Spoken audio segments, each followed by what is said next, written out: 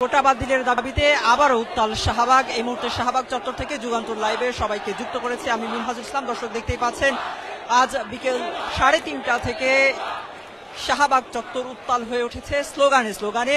মূলত বুয়েট শিক্ষার্থীরা এই শাহবাগ ব্লকেট কর্মসূচি পালন করছে আজ বিকেল 3:30 থেকে 3 দফা দাবিতে। এর মধ্যে প্রথম যে দফাটি সেটি নবম গ্রেডে 33% কোটা বাতিল, দশম গ্রেডে 100% ডিপ্লোমাধারীদের যে কোটা রয়েছে সেই কোটা বাতিল, এবং জানিয়েছে যে সরকারের ঊর্ধ্বতন কর্তৃপক্ষের সাথে তারা কথা বলার চেষ্টা করেছে, কথা বলেছেন। এখনো পর্যন্ত সন্তুষ্টজনক কোনো আশ্বাস না পাওয়ার কারণে আজকে তারা যে পূর্ব ঘোষিত শাহবাগ ব্লকেট কর্মসূচি সেই ব্লকেট কর্মসূচি তারা পালন করছে, এবং বিকেল 3:30 নাগাদ কিন্তু তারা এখানে এসে উপস্থিত হয় এবং এই শাহবাগ চত্বর ব্লকেট করে কিন্তু তারা স্লোগান দিতে থাকে। এই শাহবাগ চত্বর ব্লকেট করার কারণে কিন্তু ভোগান্তিতে পড়েছেন অফিসগামী এবং ঘরমুখী মানুষ যারা রয়েছেন, পথচারী যারা রয়েছেন, চালক যারা রয়েছেন, তারা কিন্তু এই রাস্তা ব্যবহার করে যারা চলাচল করেন তারা কিন্তু ভোগান্তির মুখে পড়েছেন। এই শাহবাগ ব্লকেট করার কারণে এই রাস্তা দিয়ে যারা চলাচল করেন, বিশেষ করে এটি একটি গুরুত্বপূর্ণ সড়ক, সেই জায়গায় কিন্তু তীব্র যানজট তৈরি হয়েছে। প্রায় 1 ঘন্টারও বেশি সময় ধরে কিন্তু যানবাহনগুলো কিন্তু আটকে রয়েছে। তারা এখানে অবস্থান করছে, যেহেতু এখানে আন্দোলন চলছে। এই বুয়েট শিক্ষার্থীদের যে আন্দোলন, চলমান যে আন্দোলন, বিক্ষোভ কর্মসূচি, সেই বিক্ষোভ কর্মসূচির কারণে পথচারীরা অনেকেই যারা গণপরিবহন ব্যবহার করেন তারা অনেকেই গণপরিবহন থেকে নেমে কিন্তু হেঁটে হেঁটে তাদের যে নিজ নিজ গন্তব্য রয়েছে সেই গন্তব্যের দিকে চলে যাচ্ছেন, ভোগান্তিতে পড়ছেন, ক্ষোভ ঝাড়ছেন অনেকেই। আমরা অনেকের সাথে কথা বলার চেষ্টা করেছিলাম, তারা কিন্তু ক্ষোভও ঝাড়ছে। একই সাথে এই শিক্ষার্থীদের যে দাবি, সেই দাবির সাথে তারাও কিন্তু একাত্মতা প্রকাশ করছেন। তারা বলছেন যে তাদের যৌক্তিক দাবি মানার জন্য এই আন্দোলনটিকে বিকল্প কোনো আন্দোলনে রূপ দেওয়া যায় কিনা সেটির ব্যাপারেও কিন্তু তারা কথা বলছেন যে জনভোগান্তি কমিয়ে যেন এই আন্দোলন করা হয়, যাতে জনগণ, সাধারণ মানুষ যেন কোনো ধরনের ভোগান্তিতে না পড়ে, সেই দাবি জানাচ্ছেন পথচারীরা। প্রতিবাদে যারা এই হত্যার হুমকি দিয়েছে তাদেরকে গ্রেপ্তারের দাবিতে মূলত আজকে এই শাহবাগ চত্বরে অবস্থান করছে বাংলাদেশ প্রকৌশল বিশ্ববিদ্যালয় বুয়েটের শিক্ষার্থীরা। আমরা দেখেছি যে এখানে ছেলে শিক্ষার্থীদের পাশাপাশি কিন্তু নারী শিক্ষার্থীরাও এখানে অংশগ্রহণ করেছে।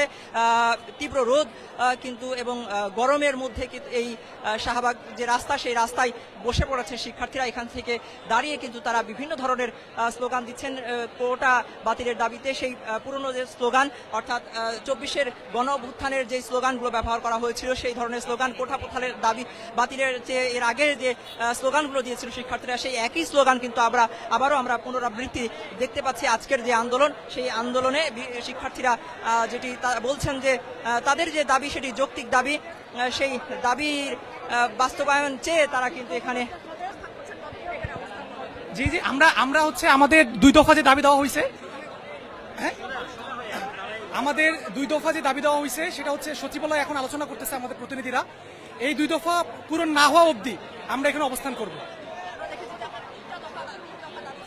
হ্যাঁ, আমাদের বিএসসিতে 3 দফা দাবি ছিল।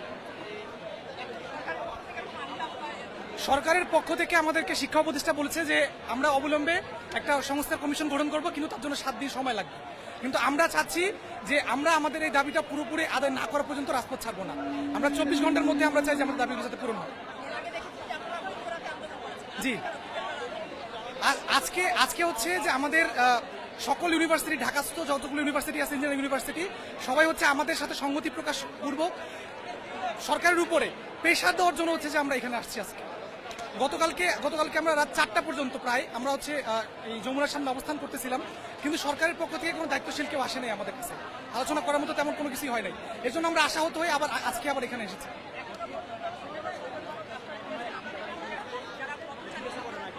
জি জি, আমরা শীঘ্রই আমাদের প্রতিনিধিরা আসবে। আমরা যদি সেখান থেকে কোনো পজিটিভ কোনো নিউজ পাই তাহলে ইনশাল্লাহ আমরা খুবই দ্রুত হচ্ছে আন্দোলন উঠায় নিয়ে চলে যাবো।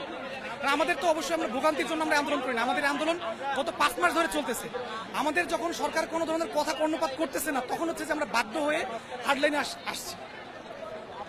দর্শক, আমরা একজন শিক্ষার্থীর সাথে কথা বলছিলাম, যিনি তাদের যে দাবি সেই দাবির বিষয়ে কথা বলছিলেন। একই সাথে তারা বলছিলেন তাদের যে প্রতিনিধি দল শিক্ষা প্রতিষ্ঠানের সঙ্গে সাক্ষাৎ করতে গিয়েছেন, তারা এখানে আসা পর্যন্ত তারা এখানে অপেক্ষা করবেন। তারা যদি পজিটিভ কোনো সন্তোষজনক কোনো ফলাফল নিয়ে আসেন, তবে তারা এই শাহবাগ ব্লকেট কর্মসূচি প্রত্যাহার করবেন। এবং সাময়িক যে ভোগান্তি, সেই ভোগান্তির ব্যাপারেও তারা বলছিলেন যে তারা দুঃখ প্রকাশ করেছেন। একই সাথে এখানে আমরা দেখছি যে নারী শিক্ষার্থীরাও এখানে কিন্তু অবস্থান নিয়েছে। আমরা তাদের সাথে কথা বলার চেষ্টা করব। এরা দীর্ঘ সময় ধরে এখানে কিন্তু তারা অপেক্ষা করছে। তাদের যে দাবি, সেই দাবি আদায়ের জন্য এখানে আন্দোলন করছে, স্লোগান দিচ্ছে। আসছিলাম এখানে, ইন্টারকন্টিনেন্টালের সামনে জমায়েতটা হয়েছিল 12টা থেকে 4টা পর্যন্ত। ওখানে আমরা জয়েন করতে পারিনি, যেহেতু হল থেকে একটা রেস্ট্রিকশন থাকে রাতে বের হওয়ার ব্যাপারে, কারণে আমরা পারিনি। কিন্তু আজকে আমরা আসতে পেরেছি, আমাদের টার্ম ফাইনাল পরীক্ষা ছিল, তো অনিবার্য কারণেই সেটা আমরা বয়কট করে এখানে এখন আন্দোলন করতে এসেছি আর কি।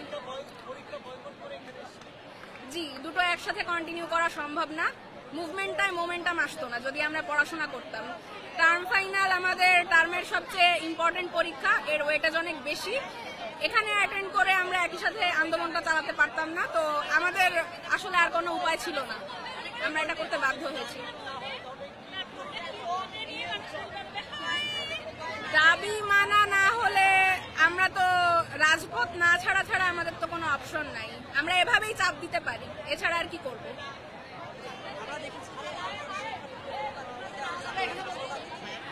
জি, উনি হচ্ছে এখন অ্যাসিস্ট্যান্ট ইঞ্জিনিয়ার হিসেবে কর্মরত আছেন, আমাদেরই অ্যালামনাই 17 ব্যাচ।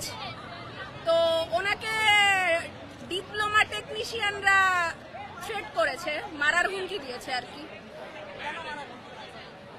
কারণ তাদেরকে টেকনিশিয়ান বলা যাবে না, তারা বিএসসি ডিগ্রি নাই, তা সত্ত্বেও তারা নিজেদেরকে ইঞ্জিনিয়ার দাবি করে। তো উনি মূলত ওনাদেরকে টেকনিশিয়ান বলেছেন, এটাই ওনার অপরাধ।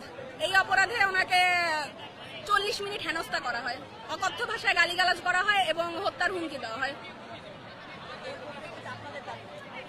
আমাদের দাবি, যারা চাকরির পরিবেশ এভাবে অস্থিতিশীল করে তাদেরকে বরখাস্ত করলে সবচেয়ে ভালো হয়। চাকরি বিধি অনুযায়ী সেটা সম্ভব, তো তাদের বিরুদ্ধে প্রশাসন ব্যবস্থা নিক। আর আমাদের 3 দফা দাবি নিয়ে আগে থেকেই সোচ্চার ছিলাম, সেটাও আমরা চাই বাস্তবায়ন হোক। এই 2 দফা নিয়ে আমরা মূলত এখন আছি।